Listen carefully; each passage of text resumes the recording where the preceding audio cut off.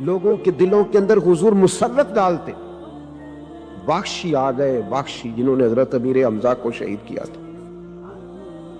کتنا غم دیا نبی پاک کو، کتنے آنسو بہائے رسول کریم نے. جناب بخشی نے پیغام بھیجا کہ میں نے اتنے عظیم آدمی کو شہید کیا ہے، میری بھی توبہ قبول ہو جائے گی.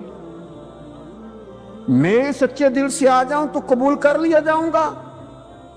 یہ میرے محبوب کا انداز ہے بشارت دینے کا.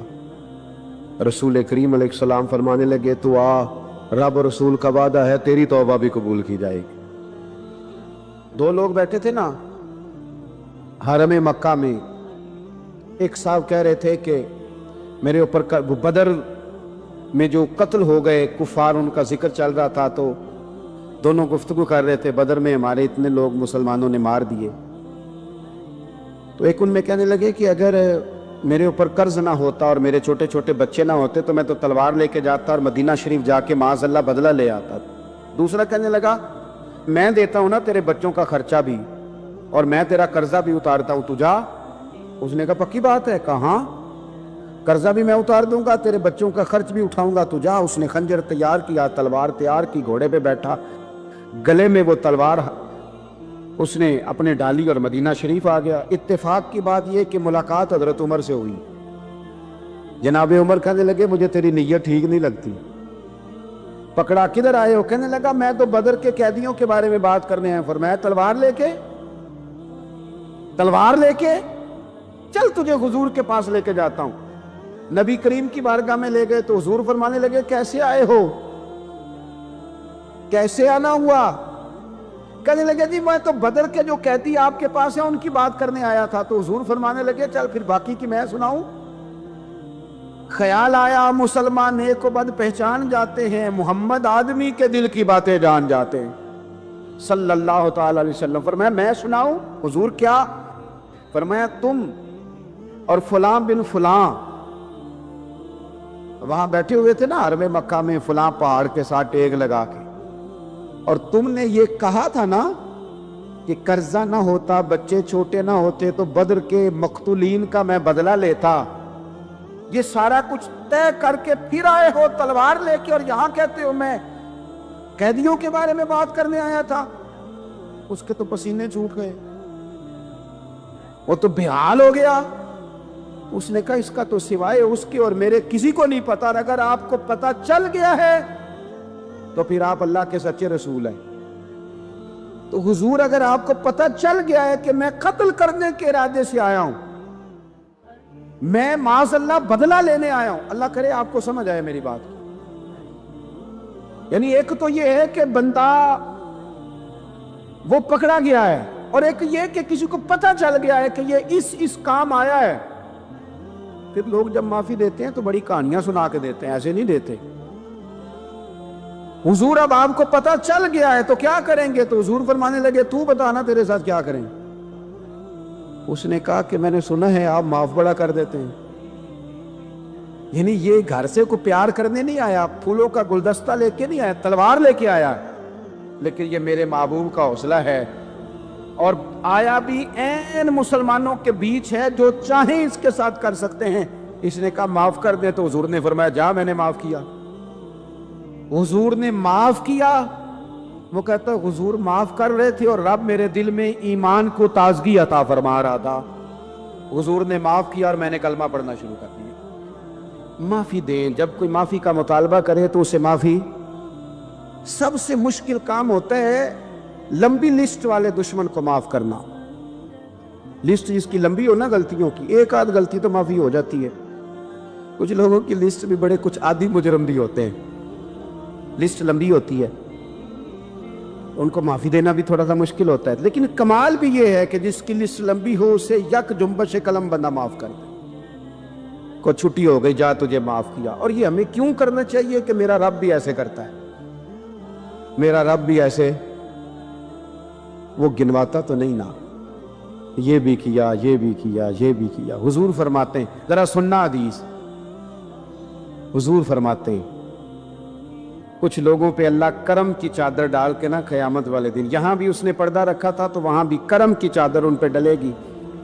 تو اللہ فرمائے گا یہ گناہ کیے تو چھوٹے چھوٹے گناہ اس کے گنوائے جائیں گے.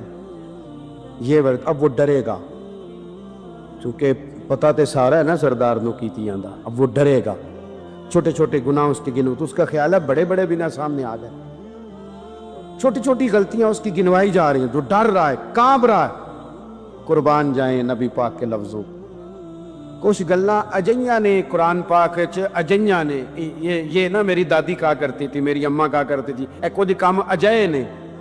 کچھ گلاں اجیاں نے کہ اتنے دل کرتا ہے صفحہ بند ہو جانا ہے تو معافی ہو جانی، یعنی ختم ہے یہ بات، اس سے آگے کسی نے سوال پوچھنا ہی نہیں.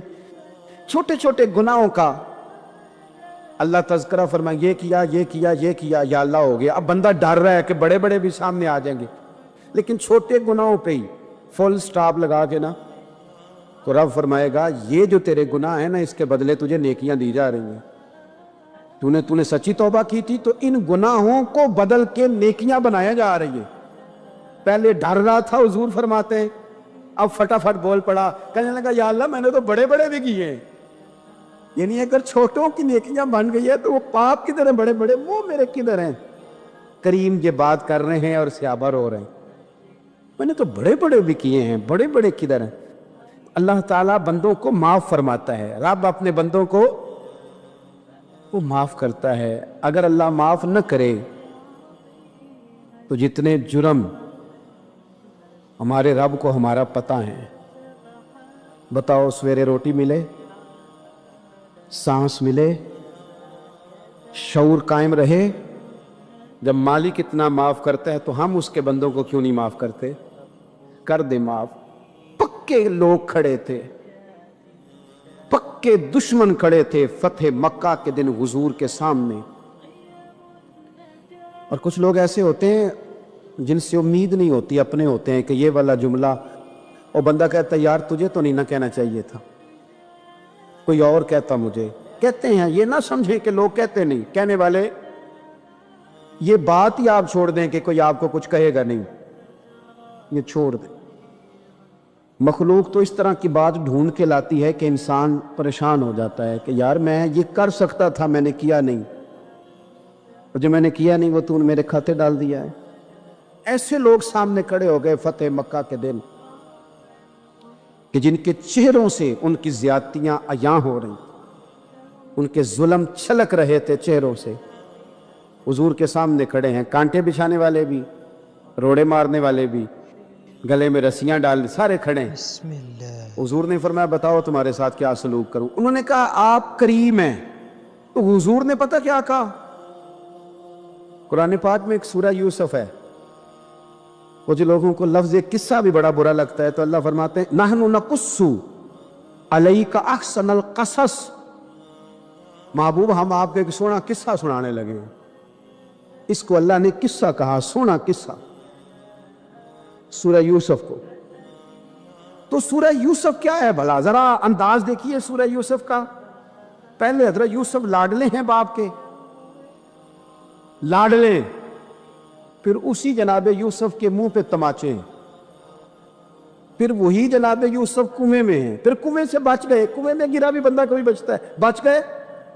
اللہ کی شان ہو تو بچ جاتا ہے، بچ گئے. فرماتے ہیں میں نے سمجھا بچ گیا ہوں، جب بچ گیا تو بڑی تکلیف ہوئی. بھائیوں نے کہا ہمارا غلام ہے، ہم نے بیچنا ہے. سگے بھائیوں نے بیچا، جو باپ کی طرف سے سگے تھے بیچا. فرماتے ہیں میں بکا. اب بڑا پریشان تھا کہ یار کبھی آپ غور کریں نا کسی کا ریٹ لگ جائے. فرماتے ہیں اب بڑا پریشان تھا، اور جب میں مصر میں گیا تو میں کونے میں کھڑا ہوں اور لوگ مجھے خرید رہے ہیں. محبت میں یہ قصہ سنانا تو آسان ہے کہ بی بی اٹی لے کے آ گئی تھی، پر جو بک رہا ہے اس کا بھی تو حال دیکھو نا کیا ہے، اس کا ریٹ لگ رہا ہے. یہ بھی تو بڑی. اور جناب یوسف کہتے ہیں پھر عزیز مصر نے خرید لیا تو بادشاہ کے گھر گیا تو کچھ سکھ کا سانس آیا. یہ حضرت یوسف ہیں، یہ لاڈلے ہیں. فرماتے ہیں سکھ کا سانس لیا ہی تھا کہ جناب زلیخا نے الزام لگایا، اور وہ غلطی معاذ اللہ جس کا تصور بھی نہیں، اس کی پاداش میں سالوں جیل کاٹا. لیکن خدا کی حکمت ہے نا، اللہ کا کرم ہے نا، جس ملک کے وہ قیدی تھے رب نے اسی ملک کا حکمران بھی بنا دیا. یہ اللہ کی حکمت ہے نا, تقاضے ہیں نا. صبح کے تخت نشین شام کے مجرم ٹھہرے, ہم نے پل بھر میں نصیبوں کو بدلتے دیکھا. وہ جو چاہے جب چاہے کر دے. تو جب وہی بھائی مجبور ہو کر سوالی بن کر سامنے آئے ہیں, پتہ کیا ہوتا ہے, بندہ معاف کر دیتا ہے. بہت سارے لوگ معاف کرتے ہیں پر کہانیاں سنا کے, پتہ جنا وہ دکھی آکھیا ساجے, پتہ جنا وہ دکھی کیتا ساجے, پھر پتہ جنا تسی اے بھی آندے سو. یہ ساری کہانیاں سنا کے. لیکن حضرت یوسف کے سامنے کھڑے ہو گئے.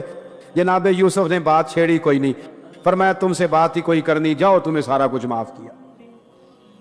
اب جب یہ لوگ مکے والے حضور کے سامنے کھڑے, اس طرح معافی دینی چاہیے.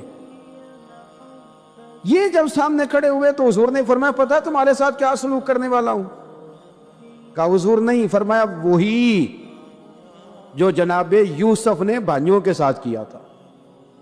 پچھلا صفحہ پلٹنا ہی کوئی نہیں, جاؤ تمہیں معاف کیا, جاؤ تمہیں معاف کیا, جاؤ تمہیں معاف کیا. اور صرف معاف نہیں کیا, ساتھ عزت بھی دی. سب سے زیادہ مقابلے تو حضرت ابو سفیان نے کیے تھے نا,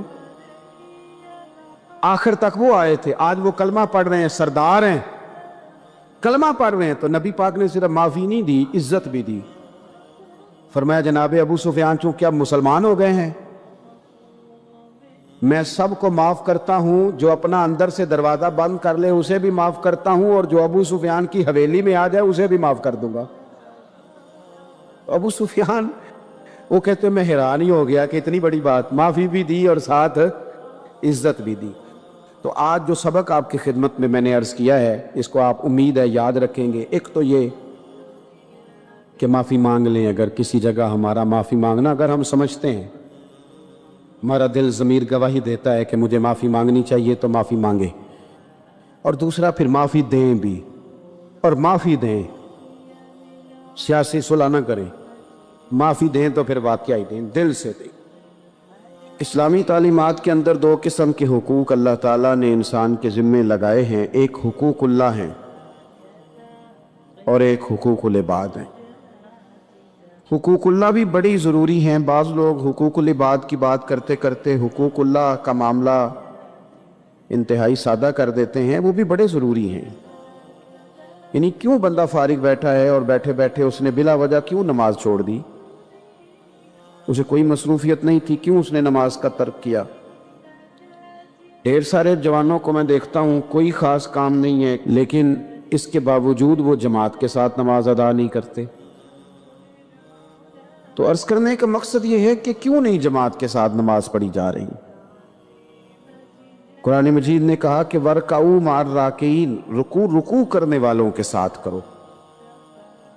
بلا وجہ لوگ زکوٰۃ کے معاملے میں حیل و حجت سے کیوں کام لیتے ہیں؟ جب زکوٰۃ ضروری ہے تو اسے ادا کرنا چاہیے. اسی طرح بہت سارے لوگ ہیں جو مالی وسعت کے باوجود حج کے لیے حاضری نہیں دیتے, تو انہیں جانا چاہیے. حقوق اللہ کا جو معاملہ ہے اس میں بھی کوئی کمزوری دکھانے کی, مثلا میں کہتا ہوں کہ مجبوری کیا تھی؟ سحری کے لیے رمضان شریف میں جن لوگوں کو اٹھنا ہوتا ہے وہ اٹھتے ہیں کہ نہیں اٹھتے؟ تو اسی طرح روٹین میں بھی اگر ہم نماز کی طرف توجہ کریں, ایک بڑا طبقہ ہے جو نماز کی طرف توجہ نہیں کرتا. حقوق اللہ کا معاملہ میں دیکھتا ہوں کہ ہم ٹائم نکال کے دوستوں کے پاس جاتے ہیں, وقت نکال کے اپنے ماں باپ کو, اپنے احباب کو, رشتہ داروں کو ٹائم دیتے ہیں. کیوں ٹائم نہیں نکلتا نفل پڑھنے کے لیے؟ ہمیں اپنی ضرورت کی چیزیں سیکھنی پڑتی ہیں, تو کیوں ٹائم نہیں ہمارے پاس تلاوت کلام پاک کے لیے؟ اللہ تبارک و تعالیٰ کی بارگاہ کی حاضری کا ذوق بنائیں. دوسرا معاملہ ہوتا ہے حقوق العباد کا. یہ شریعت اسلامیہ میں انتہائی نازک مسئلہ ہے. انسان معاشرتی طور پر بہت سارے لوگوں سے وقت گزارتا ہے, اٹھتا بیٹھتا ہے. کچھ لوگ ایسے ہوتے ہیں جن کے حقوق اس کے ذمہ زیادہ ہوتے ہیں, کچھ کے کم ہوتے ہیں. جیسے ماں باپ کے حقوق زیادہ ہیں, نسبتاً چچا کے ماموں کے حقوق اس سے کم ہیں, نسبتاً اساتذہ کے مشائخ کے حقوق اس درجے کے نہیں جس درجے کے ماں باپ کے حقوق ہیں. ہمارے ہاں بہن بھائیوں کے حقوق نسبتاً زیادہ ہوتے ہیں، دوست احباب کے حقوق اس سے کم ہوتے ہیں، لیکن بہرحال ایک دوسرے کا حق ہمارے ذمے آتا ہے۔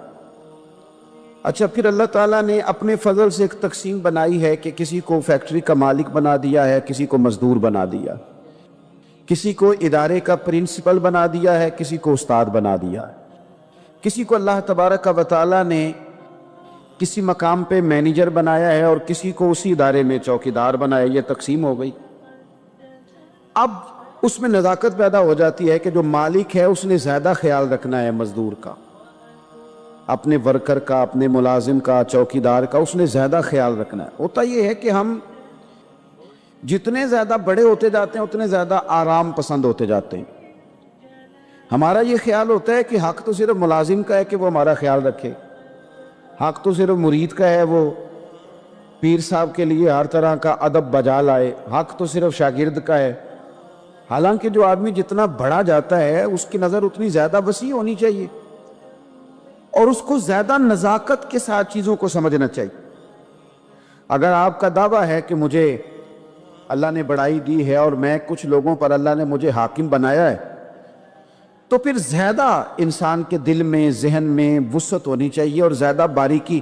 چلیں، یہ زیادہ ضروری نہیں کہ آپ سب لوگوں کو مطمئن کر سکیں، اطمینان ان کے دلوں کو پہنچانا یہ ضروری نہیں، چونکہ ڈیمانڈ مختلف ہوتی ہے نا ہر آدمی، لیکن زیادہ ضروری یہ ہے کہ آپ کے ذمے جو ذمہ داریاں تھیں، آپ کے تحت رہنے والے لوگوں کی، اولاد کی، شاگردوں کی، ارادت مندوں کی، احباب کی، ملازمین کی، وہ آپ نے کس حد تک پوری کی۔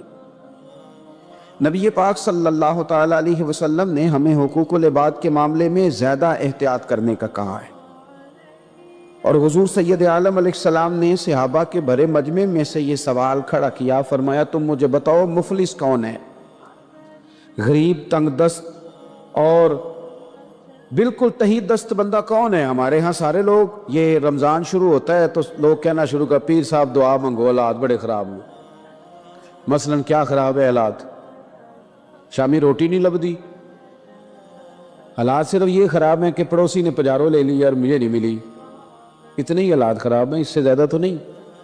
حالات اتنے ہی خراب ہیں کہ جو باہر بھائی چلا گیا تھا اس نے فلانی سوسائٹی میں پلاٹ لے لیا، میں پیچھے رہ گیا ہوں، اس سے زیادہ تو کوئی ایسا معاملہ نہیں۔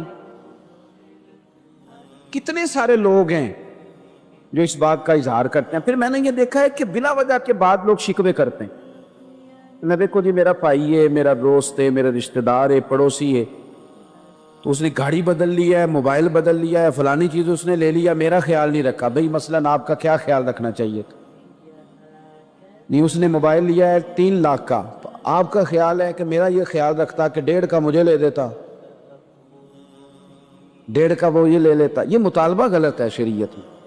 آپ کے جو ذمے، اس کی ذمہ داریاں جہاں تک بنتی ہیں وہاں تک تو وہ ادا کرے گا۔ دیکھیں نا، شریعت اسلامیہ بڑا پیار کرتی ہے بندے کے ساتھ، تو کھرب پتی بندے پر بھی شریعت نے یہ نہیں قدغن لگائی کہ تو کھرب پتی ہے تو اس طرح کر 40% زکوٰۃ دے، یہ نہیں کہا۔ لاکھ پتی بھی 2.5% ہی دے گا اور ارب کھرب پتی بھی 2.5% ہی دے گا۔ اگر اس کے دل میں وسعت اللہ نے پیدا کیا تو وہ لوگوں کا خیال کرے۔ تو حقوق العباد کے معاملے میں بعض تو ہمارے مطالبات ہیں جو مطالبے سرے سے درست نہیں، سرے سے ٹھیک نہیں، لیکن جو بعض اوقات ہمارے وجود سے، لہجے سے، آنے جانے سے ٹھیس پہنچ جاتی۔ میں پرسنلی بعض چیزوں کو نوٹ کرتا ہوں اور مجھے ان کا بڑا خیال رہتا ہے، میں محسوس کرتا ہوں کہ نہ چاہتے ہوئے بھی ہمارے رویے سے بعض لوگوں کو تکلیف ہوتی ہے، نہ چاہتے ہوئے۔ تو حقوق العباد کے مسئلے میں ہم زیادہ کمزور ہو جاتے ہیں۔ آج یہ سوچنا ہے کہ وہ جو میری ذمہ داریاں ہیں، جو شریعت نے، دین نے، اسلام نے، اور کچھ میں نے خود کئی شاگرد بن کر، کئی ارادت مند بن کر، کسی جماعت کا ممبر بن کر، کسی مسجد کی ذمہ داری لے کر، کسی ویلفیئر کام کی ذمہ داری لے کر، کسی غریب کی ذمہ داری لے کر، کسی مزدور کی ذمہ داری لے کر، جو میں نے اپنے اوپر خود چیزیں ضروری قرار دے لی ہیں، میں ان میں کہاں تک کامیاب ہو سکا ہوں۔ اپنی ذمہ داریوں کا حضرت معاویہ بن خدیج رضی اللہ تعالیٰ عنہ ایک صحابی ہیں، وہ فرماتے ہیں کہ مجھے حضرت عمر نے کہیں بھیجا تھا جہاد کے لیے، تو میں وہ کامیابی کی خبر لے کر دوپہر کو لوٹا، تو عرب شریف کے اندر چونکہ گرمی زیادہ ہوتی ہے، میں نے مناسب نہیں سمجھا کہ میں حضرت عمر کو دوپہر کو جگا کے خبر دوں کہ حضور بے فکر ہو جائیں، اللہ نے کامیابی دے دی۔ میں نے شام ہونے کا انتظار کیا، یہ ان کے اچھے اخلاق کی علامت، اعلیٰ ظرفی کی بات بتا رہے ہیں، کہتے میں نے شام ہونے کا انتظار کیا، مغرب کے وقت یا عصر کے وقت میری ملاقات ہوئی، تو میں نے حضرت عمر سے کہا کہ حضور الحمدللہ اللہ نے کامیابی دے دی، جس مہم پہ آپ نے بھیجا تھا وہ اللہ کے فضل سے اس مہم سے کامیابی ہو گئی۔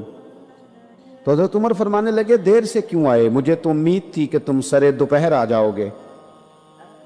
میں نے کہا حضور میں دوپہر کو ہی گیا تھا،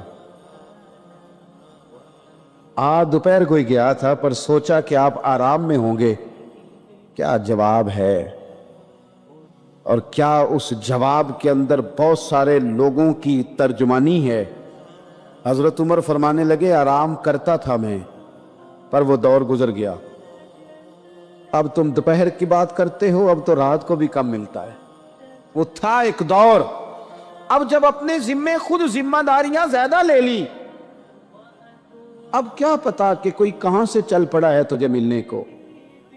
وہ دور گزر گیا جب تو سوتا تھا، من چاہی زندگی بتاتا تھا، اب تو نے خود یہ فیصلہ کیا ہے، اب تو میں بھائی تم دوپہر کی بات کرتے ہو، میں تو رات کو بھی گشت کرتا ہوں کہ کوئی ضرورت مند تو نہیں، کوئی حاجت مند تو نہیں۔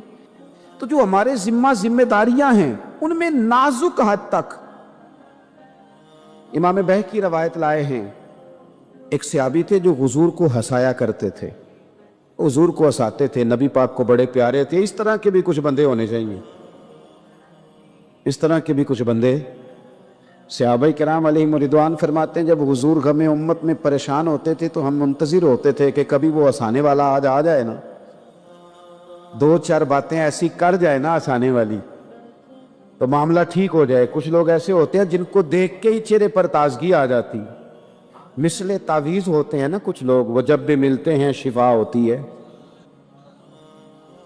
تو یہ حضور کے پاس بیٹھے ہوئے تھے اور ہنسانے والی گفتگو کر رہے تھے، تو نبی پاک بھی ان سے باتیں کرنے لگے، تو بات کرتے کرتے نا حضور نے انگلی ان کی طرف بڑھائی، تو ان کے وجود کو انگلی لگ گئی۔ ایک تو وہ روایت ہے نا کہ صفے سیدھی کراتے وقت حضور تیر کے ساتھ صفے سیدھی کرا رہے تھے، تو ایک صحابی کے پیٹ میں لگ گیا، انگلی لگ گئی۔ عجیب دیوانے ہیں، کہنے لگے آپ نے مجھے تکلیف دی ہے، معاذ اللہ، انگلی چبھو دی، میں نے تو بدلہ لینا ہے۔ ہمارے ہاں مسئلہ یہ بن گیا ہے کہ کوئی بڑا آدمی بھی اپنے آپ کو قانون کے حوالے نہیں کرتا۔ ملک سے لے کر امت مسلمہ کے کل مسائل تک ہمارے ملک کے اندر ہر بندہ، اس کا مزاج ہوتا ہے کہ وہ اپنے آپ کو قانون سے پہلا تر سمجھتا ہے، لائن میں لگنا لوگ پسند نہیں کرتے۔ یہ ایک بہت بڑا مسئلہ ہے۔ حضور صلی اللہ علیہ وسلم کی انگلی لگ گئی، تو کہنے لگے آپ نے تو مجھے تکلیف دی ہے، میں تو بدلہ لوں گا، تو حضور نے فرمایا لے لے بدلہ۔ اپنے آپ کو قانون کے حوالے بڑا آدمی جب کرتا ہے تو قانون کی عزت بڑھتی ہے، قانون کا وقار بڑھتا ہے، سوسائٹی کے اندر پھر طاقت پر قانون ہو جاتا ہے۔ لیکن جب غریب آدمی کے لیے قانون اور ہو اور امیر کے لیے قانون اور ہو، تو اصل معاملہ تو قانون کی بالادستی کا ہے، آئین کی پاسداری کا ہے، اصولوں پہ کھڑے ہونے کا ہے۔ تو نبی پاک صلی اللہ تعالی علیہ وسلم سے کہا کہ میں، حضور نے فرمایا لے لو بدلہ، یہ حقوق العباد کی نزاکت عرض کر رہا ہوں، لے لو بدلہ۔ انہوں نے کہا جی پیٹ سے کپڑا ہٹائیے، تو حضور نے پیٹ سے کپڑا ہٹا دیا۔ تو بڑے دیوانے آدمی تھے، انہوں نے امت کو بتانا تھا کہ کچھ اس طرح کے رنگ بھی ہوتے ہیں محبت کرنے کے لیے، الٹی ہی چال چلتے ہیں دیوان گانے عشق، آنکھوں کو بات کرتے ہیں دیدار کے لیے۔ اس طرح بھی کبھی کبھی ہوتا ہے۔ کپڑا حضور نے ہٹایا تو انہوں نے نبی پاک کے جسم دور کو چومنا شروع کر، कहने लगे दिन बड़े हो गए थे, मौका नहीं को बन रहा था, तो चलो ये एक मौका मिला है, हुजूर आपको किसी के साथ ज्यादती कर सकते हैं। तो मैं तो मौका तलाश कर रहा था, और मेरे भाई नमाज का भी मौका तलाश करते थे सहाबा, जिहाद का भी मौका ढूंढते थे, पर महबूब से मोहब्बत का भी मौका ढूंढते थे। और आखिरी बात यह कि जिस तरह हमने लोगों से माफ़ी लेनी है और माफ़ी देनी है, इसी तरह जहाँ हमसे शरई कबाहतें हुई हैं, इखलाकी कमज़ोरियाँ हुई हैं, एक बात तो अच्छी तरह समझ लें कि नफल पढ़ने से हुकूकुल बहाद नहीं माफ़ होते, वो बंदे से माफ़ी मांगने से ही होते। सारी रात को बंदा तस्बीह पढ़े और कहे कि मैंने अम्मा की नाफरमानी किया तो माफ़ी हो जाएगी, नहीं, वो अम्मा ही माफ़ करेगी तो माफ़ी होगी, वो अब्बा ही माफ़ करेगा तो फिर ही माफ़ी होगी। तो जो जहाँ शरीयत की मुखालफत की है वहाँ भी माफ़ी मांगें, अल्लाह के हुजूर गिड़गिड़ाएं, तौबा करें, और तौबा बदल जाने वाली करें, तब्दील हो जाने वाली तौबा करें। माफ़ी मांग भी ले, माफ़ी दे भी दे। और आपसे ये भी गुजारिश करूँगा कि जहाँ अल्लाह रसूल की हमसे नाफरमानी हुई है, वहाँ तन्हाई में 2 नफल पढ़ के, तन्हाई में अल्लाह ताला से भी माफ़ी के खास्तगार हों। याद रखें, जब उसकी खुफिया तदबीर आ गई तो फिर माफ़ी का वक्त हो सकता है खुदा न करे हमें न मिल सके, तो अब वक्त है, खूब इस्तिग़फ़ार करें, खूब माफ़ी मांगें। मायूसी नहीं है यहाँ इस घर में किसी के लिए मायूसी। क्यों कच्ची बातें करते हैं भाई, क्यों कमज़ोर बात करते हैं? ओ जी, मुझे ये ज़्यादा डिप्रेशन कब फैलता है, ये ज़्यादा एंजाइटी कब होती है लोगों? कहते हैं जी मैं ही नाकाम क्यों हूं, फलाना आगे निकल गया, मैं ही पीछे क्यों रह गया हूं? तो मैं कहता हूं मसलन आप क्या पीछे रह गए? आपका कद काठ है, आंखें ठीक हैं, हाथ ठीक हैं, पैर ठीक हैं, कद सब के हिसाब से बड़ा हुआ है, घर आप सोचते हैं पीछे आगे पीछे जाने का क्या मतलब समझते हैं? आपके पैसे हो तो बंदा आगे जाता है। कितने पैसे थे सैयदना बिलाल के पास, बताओ? आपने गलत जगह को तरक्की का नाम दिया है। मैं आपको सैकड़ों लाखों और हजारों लोग बता सकता हूं जिनको पैसे गिनने का वक्त नहीं है, लेकिन सुकून भी जिंदगी में कोई नहीं, इत्मीनान कल्बी भी कोई नहीं। इस चीज का नाम मेरे दोस्तों आपने सुकून रखा है। और आप ऐसे लोगों से मिले जिंदगी में जिनके पास पैसे हैं, सेहत नहीं, वो कहते हैं कुछ सारे ले जाए बस मेरी तबीयत ठीक हो जाए। पूछा था ना हज़रत बहलोल दाना, पानी मांगा गर्मियों में हारून रशीद ने, तो पानी का प्याला करीब करने लगे तो बादशाह थोड़ी देर पहले बड़ी बातें कर रहा था कि मैं बादशाह हूं, तो हज़रत बहलोल दाना फरमाने लगे एक बात तो बता, अगर पूरी सल्तनत में पानी ना मिले तो कितने को दे देगा तू? कहने लगा जी आधी सल्तनत दे के भी पानी का प्याला ले लूंगा। तो आप फरमाने लगे अगर ये पानी तो पिए और फिर खुदा न खास्ता तेरा ये पानी खराज ना हो, तकलीफ हो जाए, मसाने में पेशाब ना आए, और तू दर्द से कर रहा है तो फिर क्या करेगा? कहने लगा जी अल्लाह माफ करे, उस वक्त तो दिल करेगा सारी सल्तनत दे दूं। फरमाने लगे क्या नतीजा निकला दौलतों का, हुकूमतों का क्या नतीजा निकला? ओ भाई तेरी सेहत ठीक है, ये भी तो कामयाबी है।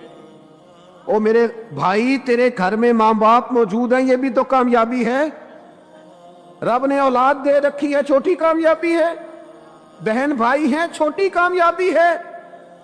कायनात की सबसे बड़ी कामयाबी यह है कि तू मोहम्मद अरबी का कलमा पढ़ता है, तू रसूलुल्लाह का गुलाम है।